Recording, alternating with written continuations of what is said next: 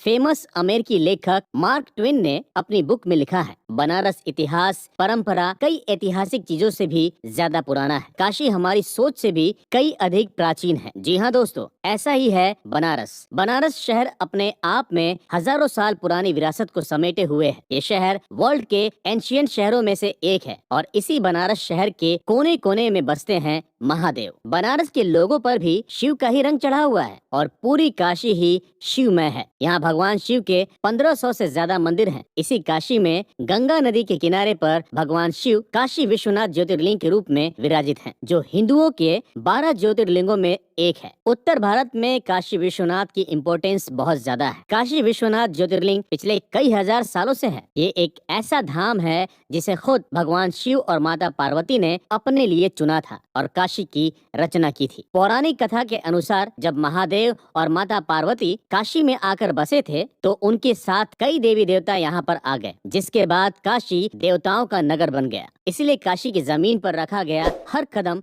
तीर्थ है। यहाँ पर भगवान शिव के साथ साथ माता पार्वती के भी दर्शन होते हैं और मोक्षदायिनी माँ गंगा के भी। शास्त्रों और पुराणों में गंगा नदी को बहुत ही पवित्र माना गया है। माँ गंगा इंसानों को मोक्ष देती है, इसीलिए कहा भी जाता है कि जिसे अपने जीवन में मोक्ष चाहिए उसे गंगा नदी में स्नान जरूर करना चाहिए। काशी विश्वनाथ हजारों सालों से साधु संतों का शहर रहा है। इस शहर को आदि गुरु शंकराचार्य, स्वामी रामकृष्ण परमहंस, संत एकनाथ, स्वामी विवेकानंद, महर्षि दयानंद सरस्वती और गोस्वामी तुलसीदास ने अपना बनाया। भगवान शिव की नगरी काशी साधु संतों के लिए मोक्ष की धरती है। काशी विश्वनाथ मंदिर की हिस्ट्री हजारों साल पुरानी है। चीनी यात्री फैयान 14th सेंचुरी में काशी आए थे और उन्होंने अपने ट्रैवलॉग में उस दौरान काशी की ग्लोरी के बारे में बहुत कुछ लिखा है। वहीं युआन च्वांग भी 7th सेंचुरी में काशी आए थे। तब उन्होंने यहाँ पर कई गुरुकुल, बौद्ध विहार और करीब 100 मंदिर देखे थे। अपनी ट्रैवलॉग में उन्होंने लिखा है कि उस समय काशी की ग्लोरी देखने लायक थी। 9th सेंचुरी में आदि गुरु शंकराचार्य ने काशी में संस्कृत स्कूल और गुरुकुल खोले थे और काशी को सनातन धर्म का केंद्र बना दिया था। लेकिन 11th सेंचुरी में मुगल्स के आने के बाद उन्होंने भारत के कल्चर और ट्रेडिशन पर हमला बोला। सोमनाथ ज्योतिर्लिंग के बाद काशी विश्वनाथ ही वो ज्योतिर्लिंग है जिन पर कई बार हमले हुए। हर बार इस मंदिर को तोड़ा गया, लेकिन हिंदू धर्म में आस्था रखने वाले राजाओं ने इस मंदिर को फिर से बनवाया। 11th सेंचुरी से लेकर 15th सेंचुरी के बीच इस मंदिर पर कई बार हमले हुए। 1194 में मोहम्मद गौरी ने काशी विश्वनाथ मंदिर को पूरी तरह से डिस्ट्रॉय कर दिया था, जिसके बाद हिंदू राजाओं ने इसका फिर से रिनोवेशन कराया। लेकिन मुगल यहीं नहीं रुके। 1447 में जौनपुर के सुल्तान महमूद शाह ने इस मंदिर को दोबारा तोड़ दिया था। लेकिन 1585 में राजा टोडरमल ने इस मंदिर को फिर से बनवाने में वहां के पुजारियों की मदद की। 1662 में शाहजहां ने इस मंदिर को तोड़ने का फरमान जारी कर दिया था, लेकिन लोगों के विरोध की वजह से इस मंदिर को नहीं तोड़ा जा सका। शाहजहां ने काशी विश्वनाथ के 63 मंदिरों को तोड़कर गिरा दिया था। मुगल के बाद ईस्ट इंडिया कंपनी ने इस मंदिर पर अपना हक जताने की कोशिश की। भारत में आने के बाद ईस्ट इंडिया कंपनी के ऑफिसर्स ने इस पर कब्जा कर लिया, जिसे मालवा के राजा मल्हार राव होलकर ने छुड़ाने की बहुत कोशिश की, लेकिन वो कामयाब नहीं हो सके। उस वक्त वो इस मंदिर को रेनोवेट करा रहे थे, लेकिन काम बीच में ही रुक गया। बाद में 1777 में इंदौर की रानी अहिल्याबाई होलकर ने इस मंदिर का फिर रिनोवेशन कराया। उसके 300 साल बाद भारत के प्राइम मिनिस्टर नरेंद्र मोदी ने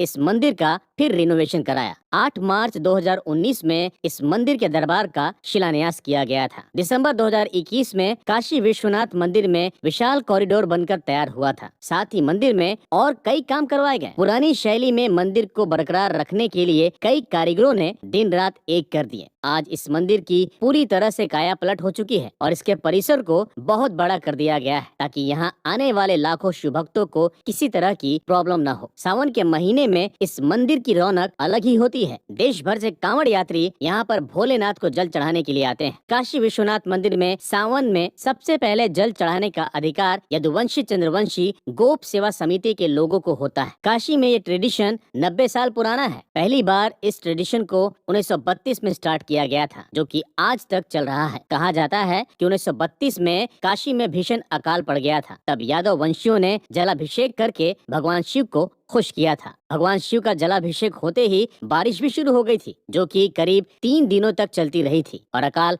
खत्म हो गया था। इसी वजह से यहाँ हर साल यदुवंशी ही सावन में सबसे पहले जल चढ़ाते हैं। मंदिर का गर्भगृह पूरी तरह से नया बन गया है। गर्भगृह और मंदिर की बाहरी दीवारों पर 60 किलो सोना लगाया गया है। शिवलिंग के आसपास की जलाधारी पर सोने की परत चढ़ाई गई है। गर्भगृह की दीवारें सोने से कवर की गई है। गर्भगृह के दरवाजे और चौखटों को सोने से मढ़ दिया गया है, जिसे प्राइम मिनिस्टर नरेंद्र मोदी ने बनवाया है। बनारस में 80 से ज्यादा घाट हैं, लेकिन इनमें सबसे खास है गंगा किनारे बना मणिकर्णिका घाट। इसी मणिकर्णिका घाट से मोक्ष की यात्रा शुरू होती है। यहाँ पर अंतिम संस्कार के लिए लाइन लगी रहती है। कहा जाता है कि मणिकर्णिका घाट को खुद भगवान शिव ने अनंत शांति का वरदान दिया था। ये एक ऐसा शमशान घाट है जहाँ अंतिम संस्कार के बाद इंसान को सीधा मोक्ष मिल जाता है, फिर उसे पुनर्जन्म लेकर दोबारा से दुखों को नहीं भोगना पड़ता है। इसलिए काशी को मोक्षदायिनी भी कहा गया है।